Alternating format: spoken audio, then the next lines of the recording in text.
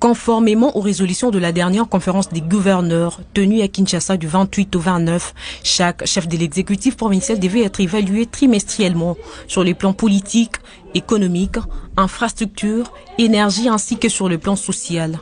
Ainsi, interrogé par sondage Les Points, une grande partie de la population des différentes provinces ont énuméré les principales actions menées par les gouverneurs et qui ont impacté positivement la vie quotidienne de la population.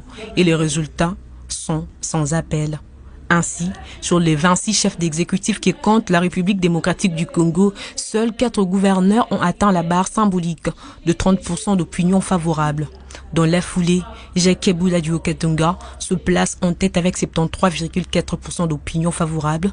Il est bien coté car les calmes règnent sur toute l'étendue de la province.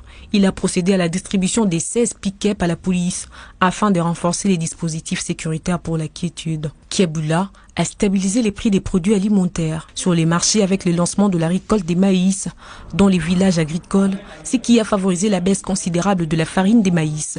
Med ou Katanga. La population du Haut-Katanga est satisfaite de la réhabilitation des différentes infrastructures, notamment les routes, la construction du marché central, l'électrification de plusieurs chaussées à Lubumbashi, Likasi, Kipushi, l'éclairage public. Bref, l'opération Zéro Trou dans la province. L'homme a instauré une bonne relation et un dialogue permanent avec la classe politique non institutionnelle, le partenariat privé-public avec la minoterie Go-Congo pour la production de la farine de bonne qualité et bien d'autres initiatives dans les secteurs de l'éducation, sanitaire et sécuritaire. Jean Tiningubila, gouverneur de la ville-province de Kinshasa, vient en deuxième position avec 52% d'opinion favorable, car les calmes règnent sur toute l'étendue de la ville.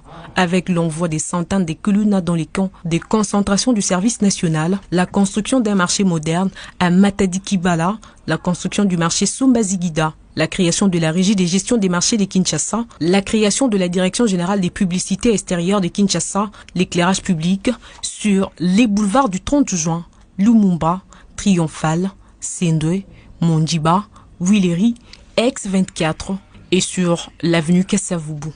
La réhabilitation de l'avenue Mungala, le rond-point Victoire, l'avenue Makoma, la route Elingissa, la route Kikwit et bien d'autres. En faveur des Quinois, le gouverneur Atumatubwana du Congo central a remonté favorablement sa cote grâce à la paix sociale et l'harmonie institutionnelle. Atumatubwana a mobilisé plus de 8 millions de dollars pour la réalisation des travaux publics, à côté de la conception des projets de modernisation des infrastructures, l'ouverture des grands chantiers presque partout à travers la province, la réhabilitation et la modernisation du stade Lumumba de Matadi, la voirie urbaine de Mbanzangungu, ainsi que la lutte contre la pauvreté par l'octroi des crédits aux petits commerçants. Enfin, Christophe Nanga du Haut-Tuélé vient en 4e position.